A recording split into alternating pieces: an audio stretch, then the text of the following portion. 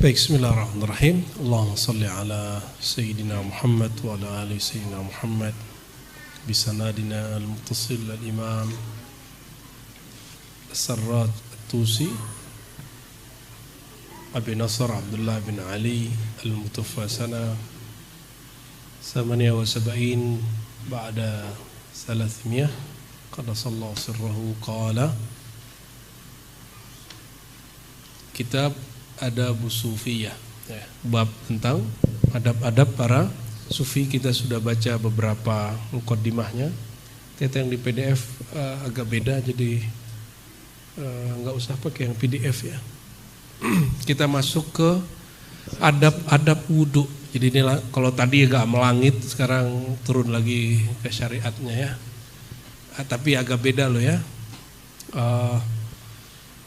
Kalau para sufi bicara wudhu itu bukan kategori bahas syarat rukun, enggak, itu terlalu kaku. Para sufi bicara wudhu lebih kepada kronologinya, rahasianya, adab-adabnya, bagaimana mereka serius menjaganya dan lain sebagainya.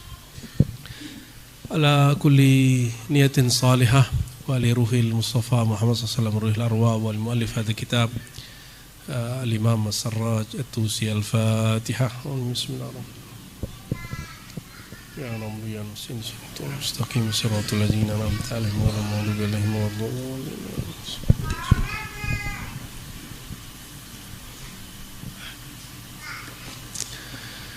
Qala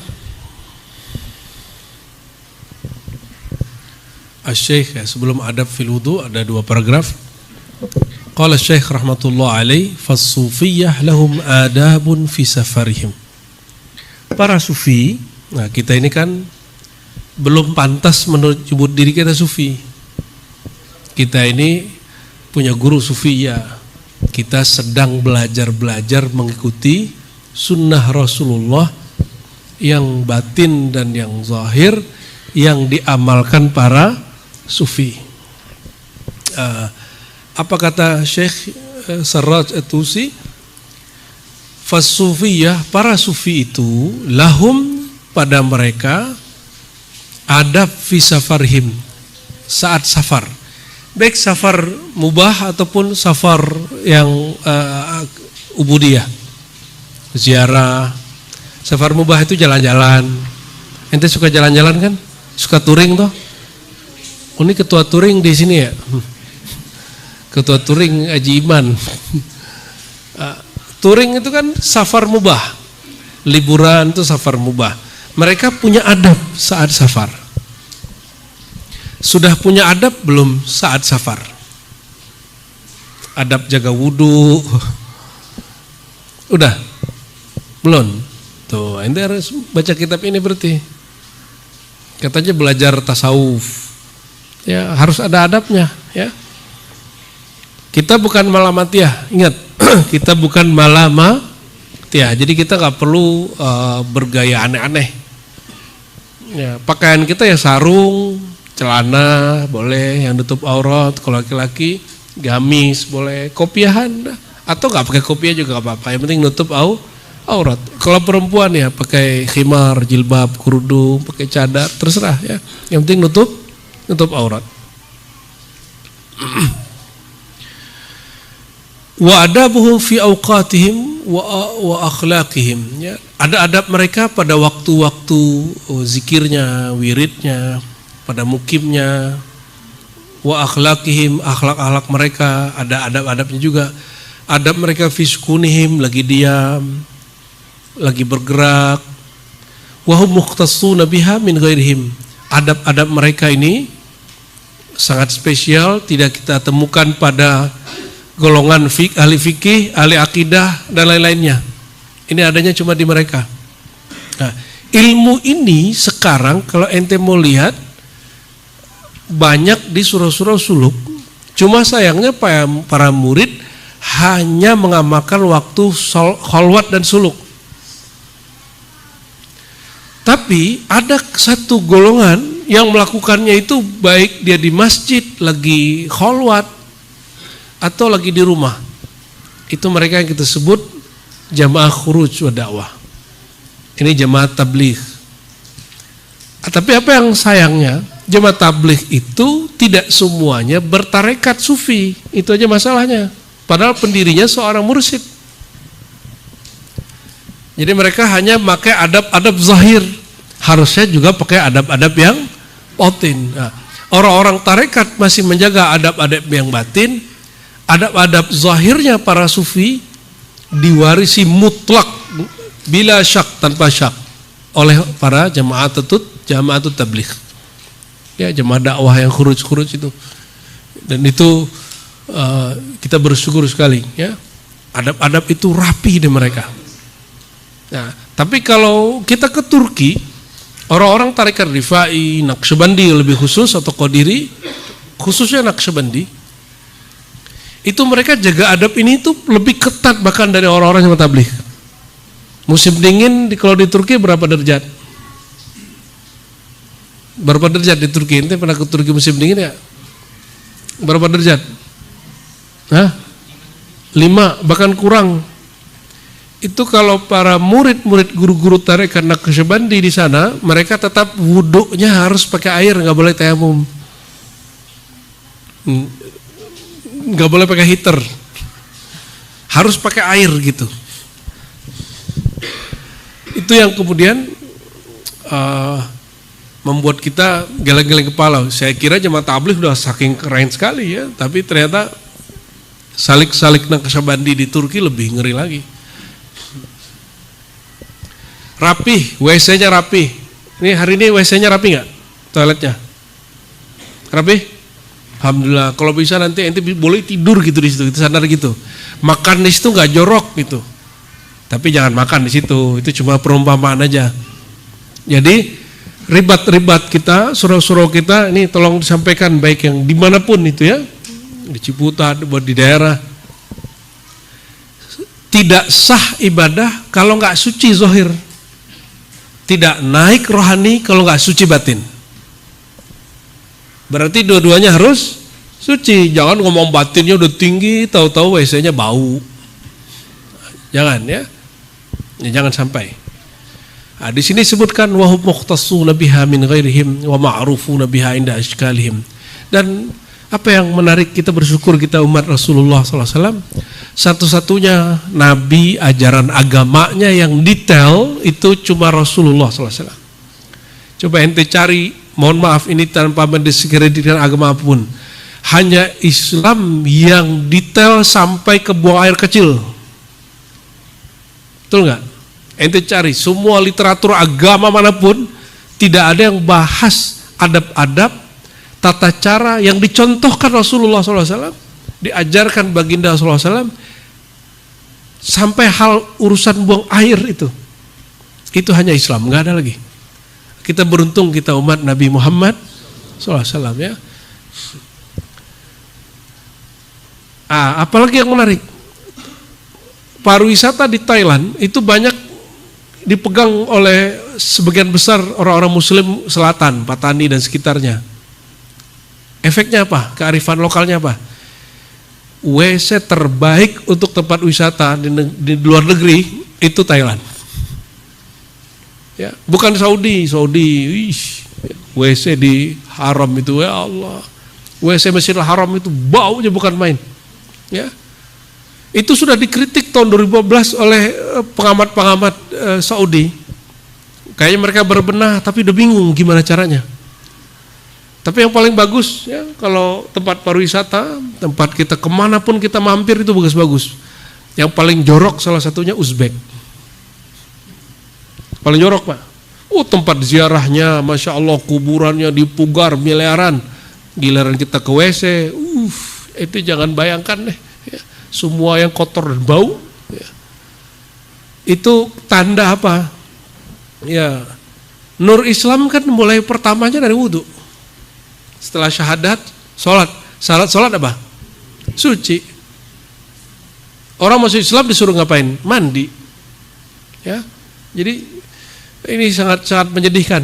Ya, Uzbek yang tadinya pusat ajaran Islam yang ada di Asia Tengah, untuk urusan bersuci aja nggak beres.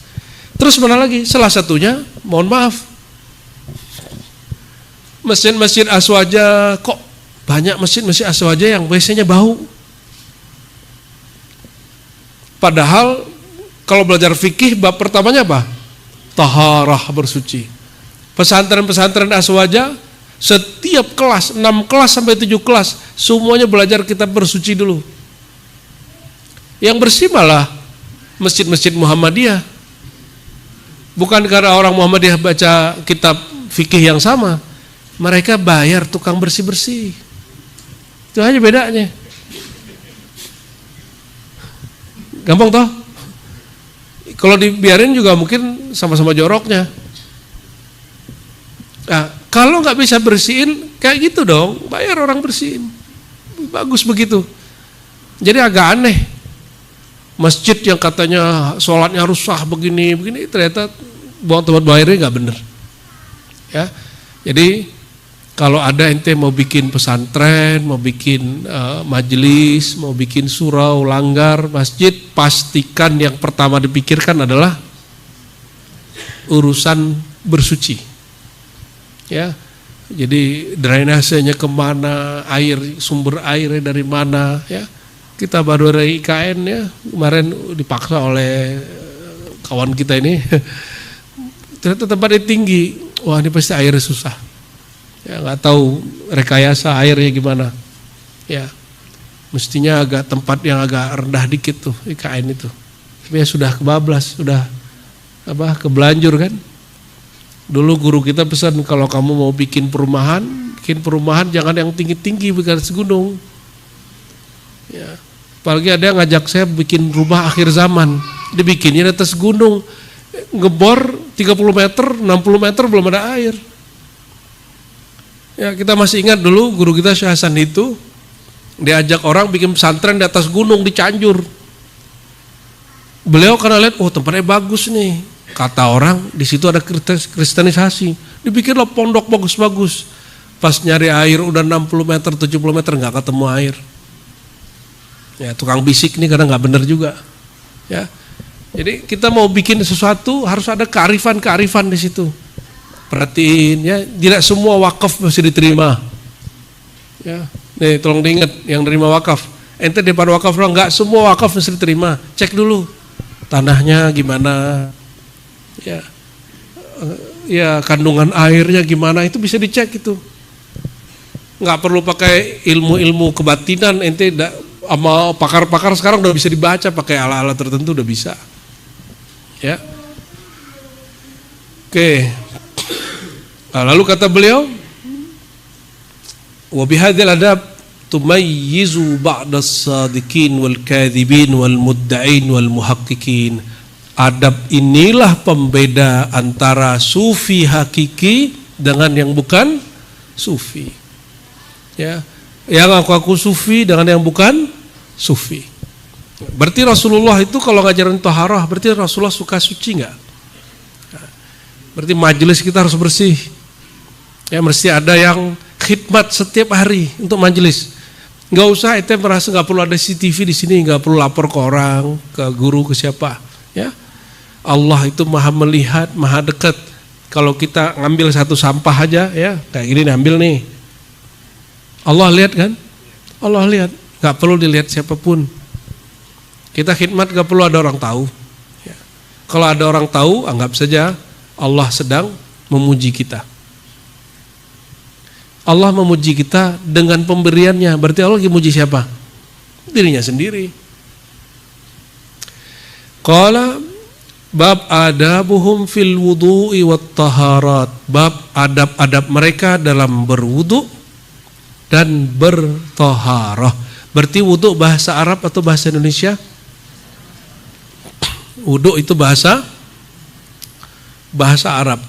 Ada wadu itu alat nyimpan air wudu atau tempat wudu. Ya.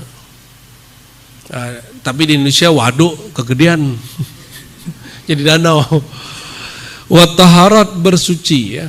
Qala Syekh rahmatullah alaihi fa awwalu adabin yahtaju ilaihi fi babil wudu wa taharat talabul ilmi wa ta'allumihi. Salah satu yang mesti diketahui dalam perihal wudu bersuci adalah ilmunya. ilmu wudu dan bersuci belajarnya di akidah, di tasawuf atau di fikih? Di fikih. Berarti seorang sufi wajib bermazhab, wajib belajar fikih. Oke? Di Ribat kita pakai mazhab apa? Syafi'i. Itu mazhab ente, ya. Aneh pakai mazhab 4. Cuma untuk diri sendiri. Tapi untuk yang saya pakai secara umum adalah mazhab Syafi'i, karena kita belajar 4 mazhab, ya. Saya meniatkan ikut mazhab bukan untuk cari yang ringan-ringan, tapi sekedar mengamalkan sunnah Nabi biar nggak ada yang ketinggalan. Jadi kita niatkan ngamalin walaupun sekali, ya, sekali. Kalau ente kan, ya jangankan pindah mazhab, ya pindah apa? Pindah pendapat aja susah, ya. Pindah kiai aja susah gitu. Apa yang diperlukan? Talabul ilmi wa ta'allumihi, ya. Mempelajari ilmu, talabul ilmi wa ta'allumuhu, ya. Mempelajari ilmu dan mendalaminya. Wa ma'rifatul faraidi was sunan, mempelajari, ya, mana yang fardu pada wudu, pada bersuci, mana yang sunnahnya. Wa ma yustahab, apa yang dianjurkan. Apa beda sunnah dengan anjuran? Apa bedanya? Ini dia bedakan, wasunani wa ma yustahabbu wa ma yukrah. Ternyata yang disebut sunnah itu dalam bahasa ahli fikih ajaran Nabi. Tapi sunnah dalam bahasa fikih awam yang dikerjakan berpahala, ditinggalin gak apa-apa. Itu sunnah dalam bahasa awam. Kalau dalam bahasa usul fikih namanya mustahab atau mandub. Gak ada hukum namanya sunnah. Gak ada juga hukum namanya bid'ah. Hukum itu apa? Wajib, makruh, mubah, halal, ya. Apa mubah, makruh, haram, muharram, turun dari haram, makruh, netral, mubah, naik dikit, agak lebih keras, di atas mubah, mandub, dianjurkan atau mustahab. Cut agak keras, lebih keras lagi, wajib. Hukum itu 5 aja. Nanti ada hukum-hukum usul fikih, ilat, ya, dan segala macam itu, tapi 5 hukum aja. Jadi bid'ah itu sendiri kena 5 hukum ini. Ya, ente sok-sok debat Wahabi tapi norak. Kalau gitu kalian pergi haji aja pakai onta, itu kan gak debat begitu, itu malu-maluin aneh aja itu. Pergi haji mau pakai pesawat, mau pakai onta, itu bid'ah mubah. Bid'ah apa? Mubah, gak ada urusannya sama bid'ah yang kita bicarain. Sok-sok debat-debat Wahabi tapi kemudian ya bodoh yang diilmiah-ilmiahkan gitu. Kalau gak siap debat, gak usah debat juga, gak ahli kok. Yang bisa berdebat kan ahli ilmu, bukan ahli sosmed. Apalagi ente kalau debat bid'ah gimana ngomongnya? Ya, kalau gitu pergi haji tanpa pakai paspor. Dulu Rasulullah nggak pakai paspor, nggak begitu. Itu namanya bid'ah mubah. Bid'ah itu kena hukum 5. Ada bid'ah wajib, nyekolahin anak tuh wajib. Rasulullah anak-anaknya sekolah nggak? Sekolah nggak? Di mana sekolahnya? Nggak ada. Pesantren. Kan nggak ada. Berarti sekolah itu masuk ke bid'ah yang wajib hari ini. Apalagi?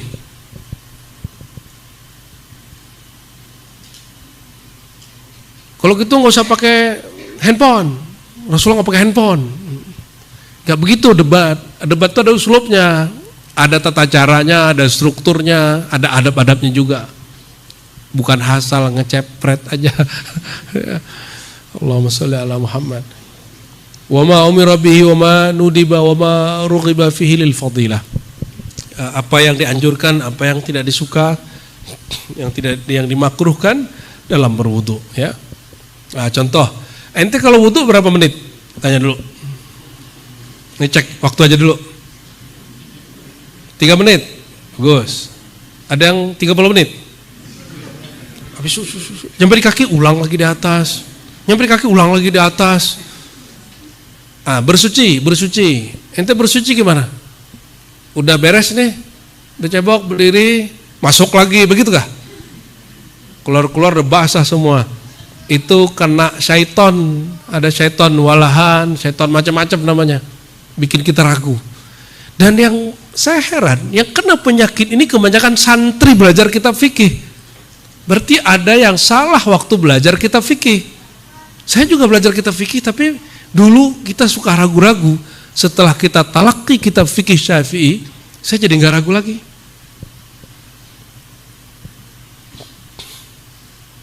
Ya, contoh nih, ini agak vulgar dikit. Kalau buang air kecil, kan jongkok atau berdiri boleh, tapi ya kondisional ya. Kalau jongkok, ini maaf nih Ibu, kalau laki-laki agak spesial. Soalnya ada ininya. Ada selangnya. Itu selang ente apain? Diurut-urut kan? Jangan berlebihan ngurutnya. Nah, itu ada di sini. Itu yang disebut wa ma yukrah, yang dimakruhkan. Cukup 3 kali seperti ajar Rasulullah. Lebih dari itu makruh. Kenapa? Yang pantutnya nggak keluar jadi keluar. Itu yang bikin kita ragu. Akhirnya ente bingung, ini suci nggak? Apa suci nggak gitu. Ya. Akhirnya macam-macam lah tuh bapak-bapak itu sholat ya, gelisah dia. Ntar takbir bingung lagi, orang walat dolin dia ulang lagi takbir. Yang repot dia jadi imam, udah walat dolin dia ulang lagi takbir. Terus kita nasib takbir kita gimana dong? Saya berulang-ulang kali sampaikan ini, itu ada kesalahan manhaj waktu ngaji fikihnya.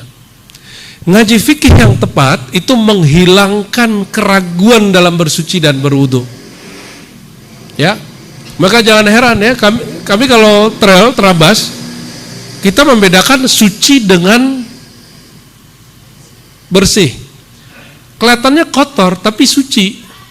Kalau orang terabasan kan masuk lumpur, tapi kalau bersuci kita cukup usap. Sholat begitu, kotor tapi suci. Biar kita tetap sholat. Bang Iwan ya, Bang Iwan nih jagoannya nih. Awal-awal teman-teman pada bingung, banyak tuh teman-teman yang terabas tuh nggak sholat. Kenapa? Nggak enak, kotor gitu.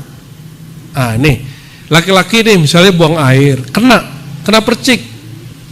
Gimana? Ganti celana? Jangan ganti celana.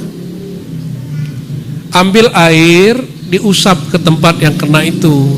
Ambil 2 kali, 3 kali, dikit aja, sedikit ya. Terus usap. Ambil lagi 3 kali cukup. Itu udah bersih, udah disebut suci. Jangan ganti celana, repot nanti kemana-mana bawa 3 celana. Kalau buang air 3 kali ganti celana. Nah, hal-hal seperti itu mesti belajar fikih yang benar. Makanya kemarin daurah kita formatnya ngaji kitab, akidah, fikih, tasawuf, baru masuk bab wujud udah habis waktunya. Ya, baru al-wujud, udah habis waktunya.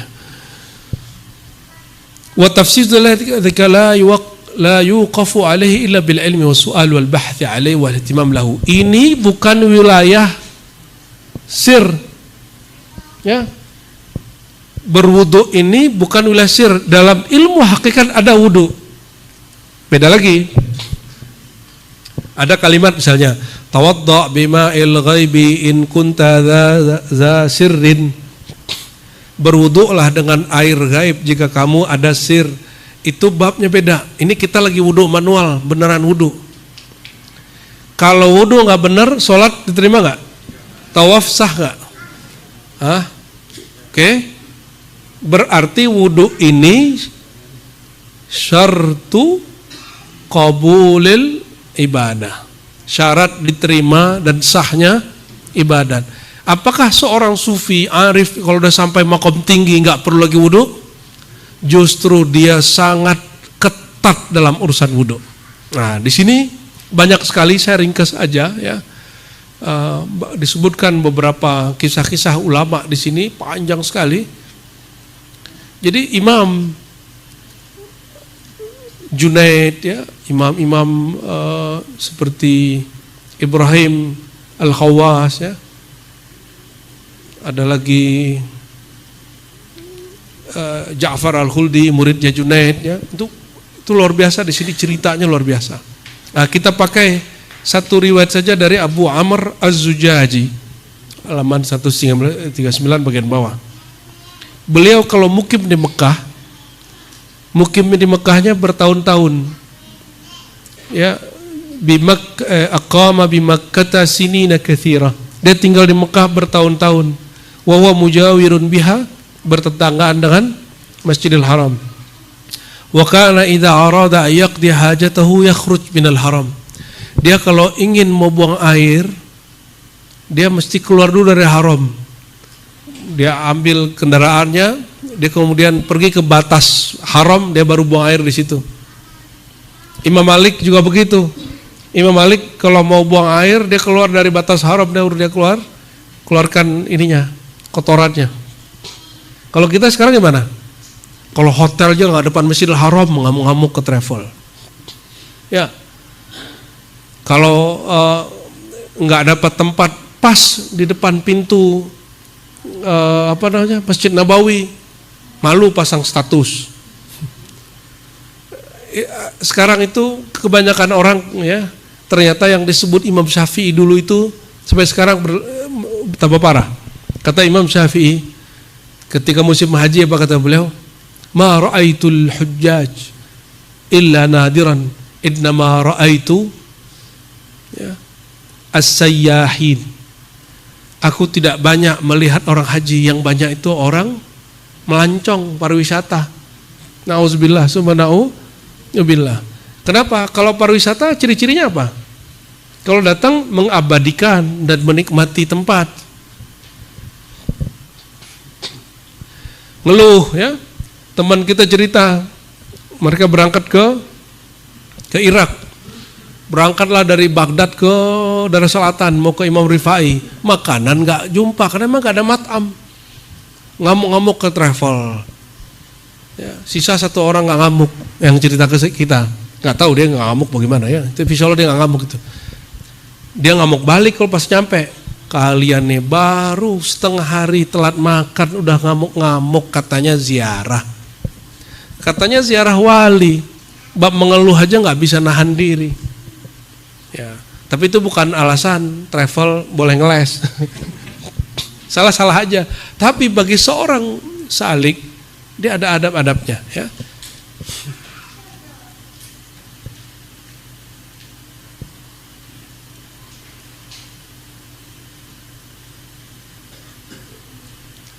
Lalu di sini disebutkan, ya, Sami'tu Al-Hasari rahmatullah alaih, ya. Imam Al-Hasari ini dia kana yanamu 'ala taharah. Jangankan baca Quran, jangankan jalan, tidur aja dia wudu. Tapi sentuhan istri gimana, batal nggak? Nah, di mazhab dia nggak batal. Nah, jadi kita bedain. Kalau mau sholat, ya, ulang wudunya. Tapi kalau nggak mau sholat, sentuhan suami istri nggak perlu mengulang wudu, ya. Itu ibadah yang lebih tinggi lagi tuh. Berhadas. Berhadas itu ibadah juga, ya, hadas besar kan. Tapi paham nggak yang di belakang tuh? Berhadas besar itu dengan pasangan itu ibadah juga itu, ya, bahkan wajib.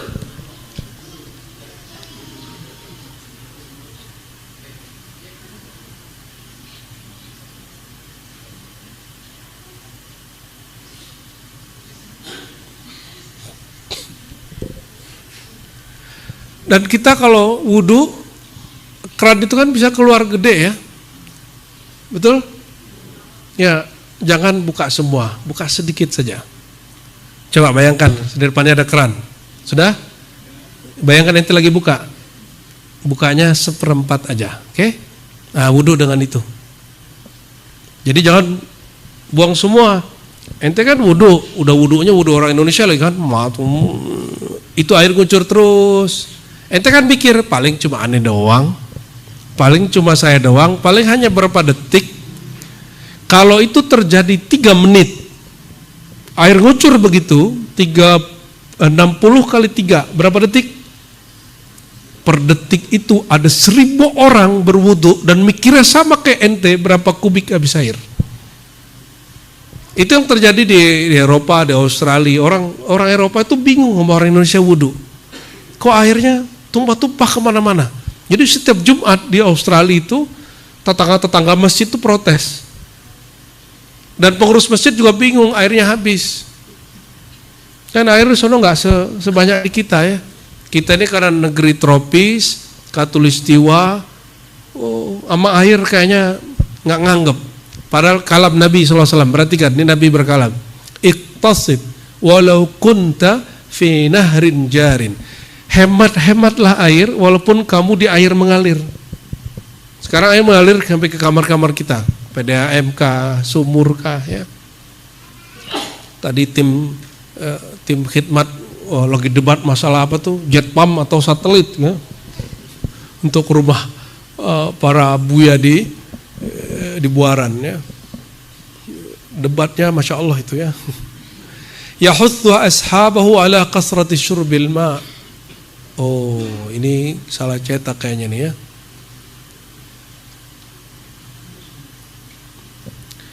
Yunabbih harusnya. Mengingatkan murid-muridnya agar tidak banyak minum, agar nggak kebanyakan minum air, dan agar sedikit buang air ke tanah. Wa kana yaqulu innal ma'lahu hayatun. Sesungguhnya air itu ada hayat di situ. Wa mautuhu an tasubbahu al-ard. Ya, maka kematian dimulai ketika kamu buang-buang air. Wa kana yara anna fi kasrati syurbil ma' dha'fan nafsi wa imatat syahwat.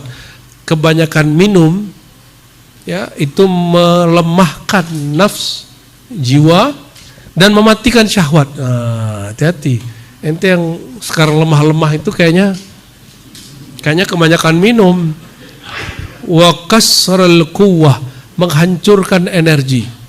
Jadi kata dokter ke kita, minum itu Ustadz dikit-dikit aja. Tapi sering. Ya, satu teguk-teguk, tapi kan kita sering lupa Pak.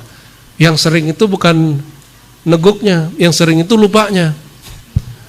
Ya, perlu diingetin emang ya. Apalagi para mu'alim-mu'alim ini, kita kalau bicara, ngomong, ini lewat udara banyak cairan yang keluar. Itu sebabnya salah satu penyakit para guru, para kiai, para mursyid, para penceramah, dehidrasi. Padahal ini udah 2 nih, 1, 2. Jadi patung aja dua aja. Perlu diingatkan kadang-kadang ya.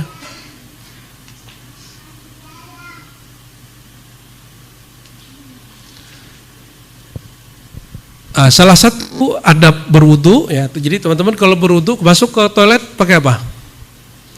Kiri. Usahakan WC kita ada sendalnya. Dan sendalnya dicuci sekali seminggu, kalau enggak nanti jamuran. Ya, karena lantai WC itu kan lembab, di situ bakterinya banyak sekali. Jadi usahakan pakai sendal, ya. Jadi ada sendal khusus, jangan sendal itu nanti dibawa ke tengah rumah, kacau lagi ente tuh, ya. Karena sekarang itu bagus WC kita tuh WC kering, jadi lebih enak sebenarnya, ya. Jadi pakai sendal masuk kiri, pakai doa apa? Allahumma inna a'udzubika minal khubus wal khaba'is. Khubus khaba'is itu nama syaitan. Syaitan yang tinggalnya di tempat kotoran. Itu nama syaitan, Pak. Jadi salah satu nama syaitan khubus atau khaba'is. Yang berarti syaitan yang dia menjadi penyebab orang ragu-ragu dengan kotoran. Hati-hati. Jadi yang bikin ente ragu-ragu tuh setan khubus khaba'is itu bisa kiri kanan. Belum bersih loh. Ya, pencet lagi Mas gitu. Ya, ulang lagi, akhirnya keluar ya, kainnya sudah basah dan lain sebagainya. Ya.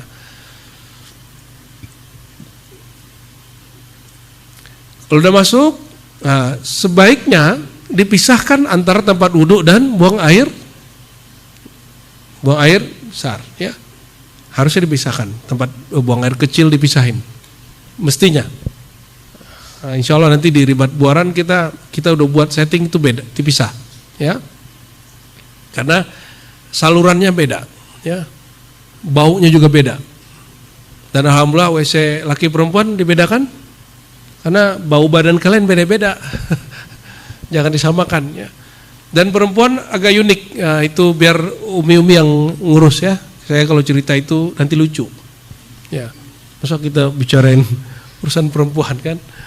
Tapi ngerti, cuma nggak pantas kalau kita yang cerita. Malu, saya malu kalau cerita itu, ya. Tapi untuk perempuan fikihnya lebih spesial. Nah, kalau faham, mereka akan hilang dari ragu-ragu. Nah, saya udah lihat banyak orang yang taat ibadah, bahkan bunyai ustazah, kalau masuk WC itu lama sekali keluarnya. Mau keluar itu lama. Keluar bajunya sudah basah, akhirnya dia ganti baju. Nah, ngaji udah ketinggian, bab wudu bersuci ternyata gagal. Nah, karena tidak bisa membedakan antara suci dengan kotor, suci dengan bersih, suci dengan basah gitu. Itu beda, ya. Kita misalnya udah buang air nih, laki-laki. Ente cukup mendahap 3 kali. Diurut 3 kali, sudah dicuci. Nanti ketika masuk ke ini, dia terasa bergerak-gerak, kata Nabi itu syaitan. Nggak usah ulang wudu. Kecuali emang berasa dia netes, itu lain cerita. Tapi kalau rasa dia kayak ada yang keluar, pakai usul fikih. Ya. Innal asla baqa'u makana alama kana. Pada dasarnya orang itu dihitung berwudu selama tidak terang benderang penyebab batalnya. Terus ngapain, ya? Nah, kalau masuk pakai sarung, sarungnya ditinggiin. Supaya nanti jika ada percikannya tidak kenain sarung. Oke? Sederhana tuh, hal-hal yang biasa itu. Hal-hal yang biasa, tapi ente banyak yang lupa. Ya, celana aja kalau perlu digulung. Digulung. Nah, dan cara buang air yang paling bagus jongkok atau duduk. Nah, Nabi melakukan dua-duanya. Dalam kondisi tertentu boleh berdiri, kayak lagi safar bandara atau tempatnya. Kalau kita jongkok malah kotor, ya. Terus apa lagi? Tidak perlu pakai air yang banyak, ya. Cukup sekali, 2 kali atau 3 kali. Ini ada pertanyaan, bolehkah pakai tisu? Boleh nggak? Tisu itu bisa dijadikan sebagai pengganti alat istinja. Boleh, ya. Pengganti apa? Kalau ente ragu gimana caranya? Ambil tisu, celupin ke air, pakai. Nah, sama tuh. Gampang toh? Gak susah. Bagian terakhir, ini sebagai bagian terakhir. Wudu itu ada satu akar kata dia, cahaya. Nabi SAW mengatakan, la yuhafiz ala wudu'in illa mu'min, ya. Tidaklah menjaga wudu kecuali orang mukmin. Maka salah satu adab mau ngamalin, usahakan dawam wudu. Mau? Ya, amalan ini gak usah banyak-banyak, usahakan dawam wudu. Tapi kalau dawam wudu yang bukan untuk sholat, cukup wudunya sekali-sekali, gak usah 3 kali. Kalau wudu untuk sholat, kita berapa kali? 3 kali. Nah, itu caranya. Jadi kalau misalnya lagi perjalanan, mau wudu, coba lihat yang ikut touring safar sama saya. Kalau lagi safar, saya wudu cuma sekali-sekali. Kalau untuk sholat, 2 atau 3, ya. 4 nggak ada. 4 itu lain babnya, bab pernikahan. Jangan bahas terus. Terus, karena dia simbol daripada mukmin, dan dia satu sumber dengan kata dia dau yang berarti cahaya. Nah, ada satu hadis di riwayat Imam Muslim, Abu Hurairah, ya, meriwayatkan bahwa Nabi SAW, ya, menanggapi orang yang belum batal wudu, terus wudu lagi. Nah, di Turki sampai hari ini para ahli thariqat Naqsyabandiyah, mereka masih wudu nih. Maghrib, Isya dia tetap ulang lagi wudu. Ngamalin hadis Imam Muslim. Apa kata Nabi? Itu nur yang berlapis di atasnya nur. Dan dalam hadis Nabi SAW disebutkan Abu Hurairah ada satu sunnah yang dia sembunyikan dari orang karena takut nanti orang boros air, nggak tahu cara pakai air. Dia kalau wudu selalu tangannya dilebihkan sampai ke lengan atau setengah lengan. Bukan mengguyur, air yang diusap sampai ke, kalau ente kan wudu begini, itu nggak begitu wudu. Satu kali diintip oleh muridnya dan mereka nanya, wahai Abu Hurairah, kenapa engkau berwudu seperti ini, berlebih dari yang diajarkan Allah? Yaitu ilal marafiq, sampai ke, lalu dia bacakanlah satu hadis bahwa Rasulullah SAW mengatakan cahaya bekas wudu akan terang benderang berbekas di hari kiamat. Jadi kalau ente mengamalkan dawam wudu, itu salah satu penanda umat Rasulullah SAW nanti. Rasulullah Rasulullah nanti cari umatnya. Cara nandainya apa? Yang bukan Bani Israel, tapi ini Bani Jawi ini salah satunya apa? Dia suka berwudu. Yang wudunya 5 kali sehari beda dengan yang kalau batal wudu lagi. Tips untuk yang orang bekerja kantor, ini ada satu bapan di situ. Kalau mau berangkat, wudu dulu, kakinya dikeringkan, lalu pakai kaos kaki. Kalau perlu pakai krim kaki. Itu nanti kalau berangkat batal, kentut kah, buang air kecil kah, tidak perlu copot. Cukup wudu bagian atas, sampai di kaki diusap. Salah satu sunnah Nabi yang ditinggalkan orang-orang hari ini adalah mengusap atas sepatu atau jawrab, kaos atau sejenisnya. Itu sunnah yang sehari ini jarang diamalkan orang. Tapi kalau sholatnya mau copot sepatu, copot kaos kaki sekaligus, wajib wudu sempurna. Ya, dibuka semuanya. Kalau sholatnya pakai kaos, beberapa ulama kita membolehkan hanya dengan diusap. Mudah toh? Jadi dawamul wudu salah satu amalan yang sangat mudah sekali dan itu natijah efeknya luar biasa. Ya. Ayah saya dulu, beliau seorang khalifah Tariqah Naqsyabandi, zikirnya nggak bagus-bagus. Pas suluk zikir nggak konsen. Ngadu ke guru, kata guru, wudu mau dibenerin. Ternyata ayah kita dulu kalau wudu suka ragu-ragu. Pas dibenerin wudunya, sholatnya jadi khusyuk, zikirnya jadi tekun. Ya, jadi jaddidul wudu wajtahidu fihi wa tasidu fihi. Jadi bagusin wudu, ya, sederhana di situ. Insya Allah adab-adab ini dia sangat lengket dengan adab baru kebatinan yang ada dalam kajian-kajian maqamat atau ilmu hakikat ma'rifat yang kita pelajari.